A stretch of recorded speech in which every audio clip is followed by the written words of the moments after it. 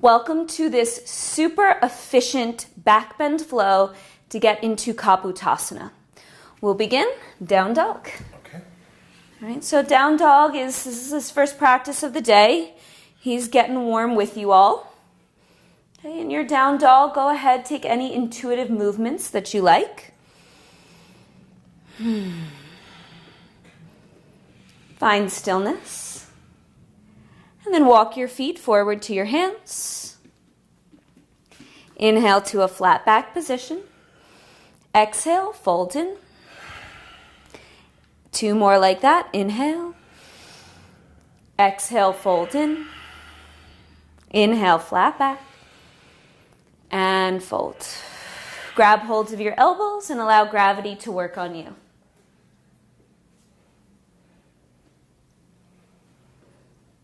You may want to rock side to side gently, opening up the lower back, the backs of the legs.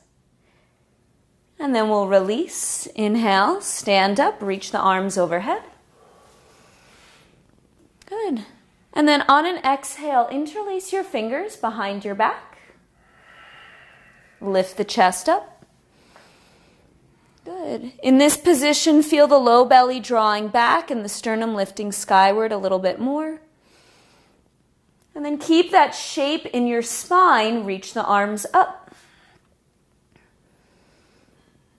And then if you notice, Hot Chocolate tucked his chin to chest a little bit, so we don't want to be collapsed in the back of the neck in our back bends. We want to have a little bit of that tuck to preserve the natural curve in the back. And then hands to heart center. Inhale, we reach up. Exhale, forward folds. Inhale, flat back. Step back, plank pose. Lower chaturanga. Up dog. And down dog. Draw the right knee into your chest. Step forward. Keep your left hand grounded and go ahead, reach the right arm up. Feel the center of the chest extending forward. The right hip draws back and you're broad across the collarbone. So maybe even a little bit of an up dog feeling at the front of the right shoulder as you draw that right hip back still. Good. Crescent lunge, both arms up. Inhale. And then we'll side bend to the right. So go ahead and lean to the right. You can gently rest the right hand on the thigh. So with twists, we're slowly opening up the spine for the back bends in addition to these side bends. I'm going to have you straighten the back knee a little bit more and lift the low belly a little more. Excellent. Inhale, both arms up, straighten up. Exhale, twist to the right. Split the arms. Inhale here. Exhale, right hand to left thigh, left arm up and overhead, reverse warrior. So right hand to left thigh, backwards. Yep. There you go. Yeah, if this throws you off your balance, you just take an extra moment, collect yourself, and get back to it. Try to straighten your left arm a little more. And then inhale, both arms back up. Exhale, bring the hands down, go through a vinyasa.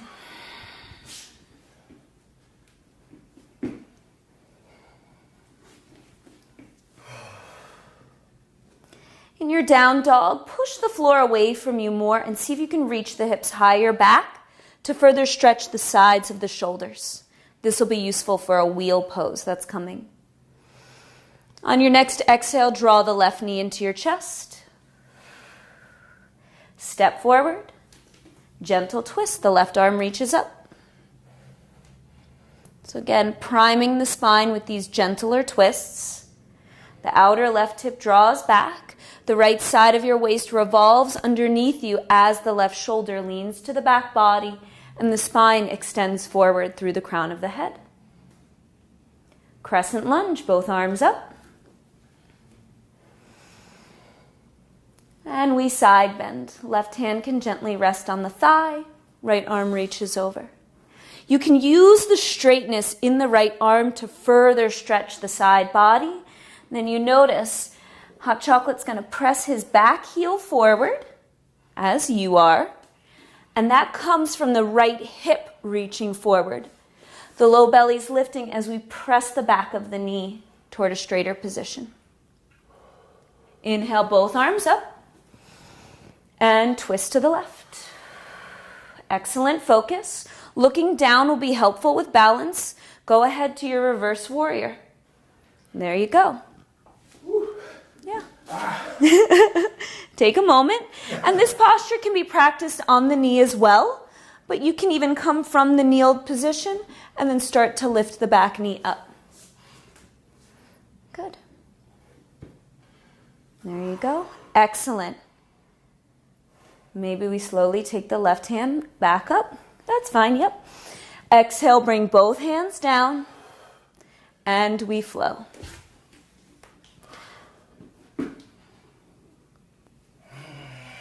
Hang out in your down dog for a moment. So in that reverse warrior, the back hand comes to the opposite thigh. Now for me, I'm pretty flexible, my arms are lanky, it's quite easy. But if that's harder for you, you can do what Hot Chocolate started to do. He just took his hand behind his back. And that's another way to get into the pose without doing the fullest variation. So we make the pose work for your body. And then look forward and step the feet forward. Inhale, flat back. Exhale, fold in. Chair pose. Good. Bring the hands to prayer and twist to the right. So now we've done some gentler twists. Now we're trying to get the left tricep across the right thigh, going further into the pose. And then come back to chair. And we twist to the other side. I think people are going to really like seeing you struggle. I'm sure. It's comforting. He too feels.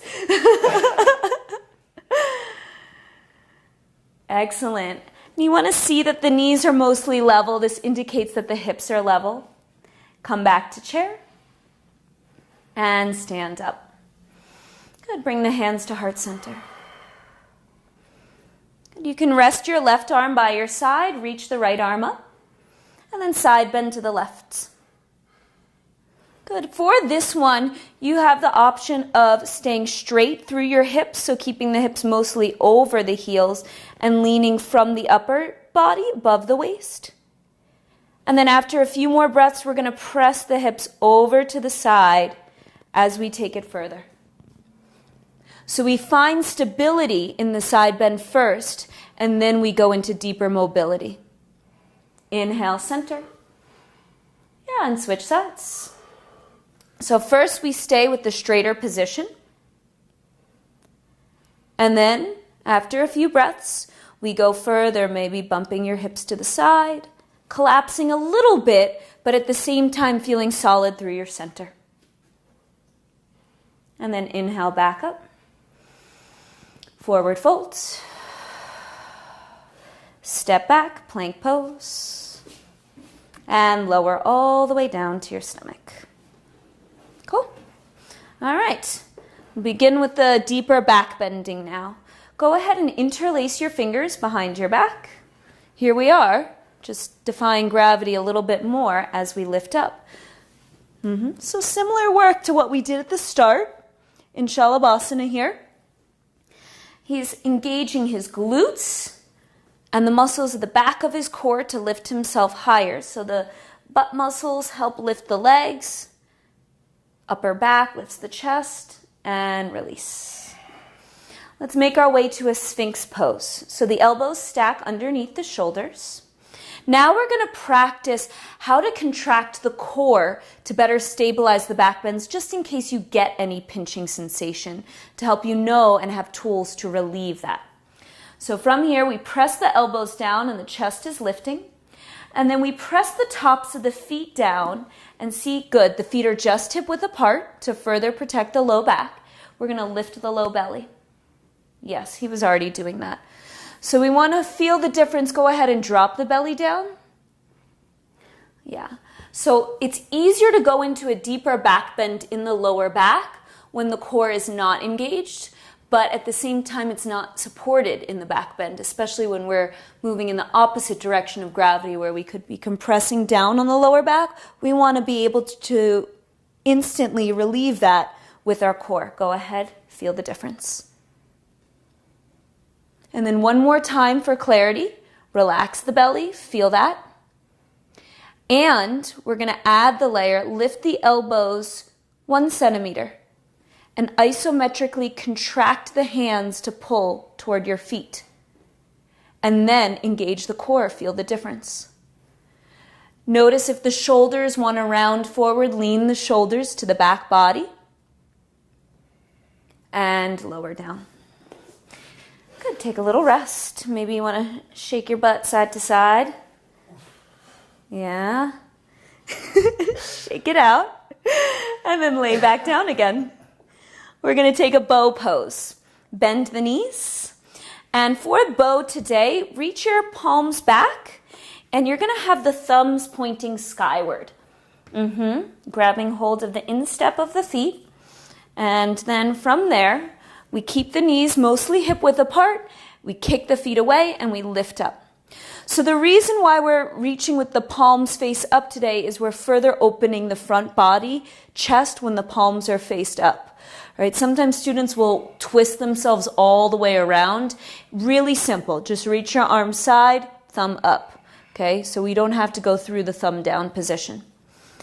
And then rock forward and back. 3, 2, and release. Make a little pillow with your hands and rest.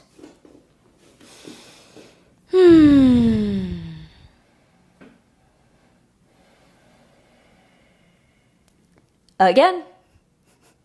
Grab hold. Yep. Same, but a little deeper this time. Challenge yourself to go a little further. Unless, of course, you're feeling some discomfort in the lower back, then start to use the core work that we had just discussed to better support you. The feet are kicking away. The chest is lifted. The feet are mostly hip width apart. If they go a little wider, you'll survive. Just be mindful of the sensations. And release. Good. Take a down dog. So a down dog is a nice neutral position to help the body get a little bit spacious where we've created a bit of compression. All right, and next up, you can come on off the mat for a moment.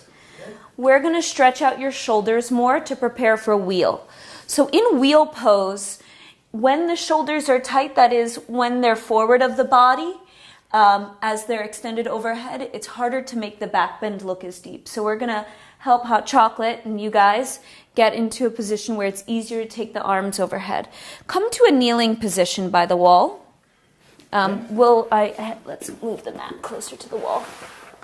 Okay, so you'll set your mat up by the wall, and then from there, say hello to your friend.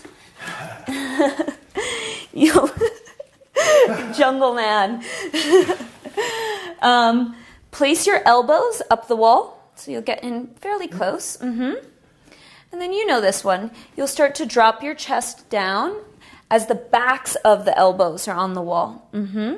So what we're doing here is we're opening up this angle in the arm. He had some opportunity to stretch the shoulders out already with the down dogs and all of that, but we're taking it further now. You continue to hang out there. So for clarity, what's happening is not the inner elbow, but the back of the elbow is up the wall, and there's a feeling of the elbow slightly coming down to help open up the chest. So this angle, right where his shoulder is getting more open. Okay, if you're feeling very flexible and you want to add a third block between the hands, that's a fine option as well. Keep this all the same. Tuck your tailbone a little bit, but continue to feel this drop. Do you feel how the back bend moves up the spine? Yeah. So what we're doing is by adding a little bit of a tucking of the tailbone, we're pushing the back bend higher up the spine so that you can have a choice in your back bends of where you're bending and move out of the area of the lower back that's more vulnerable and into the area that's tighter where we want to create more mobility anyway. And then lift up. Hoo-wee. Now we're going to stretch the front of the hips. So that's another way.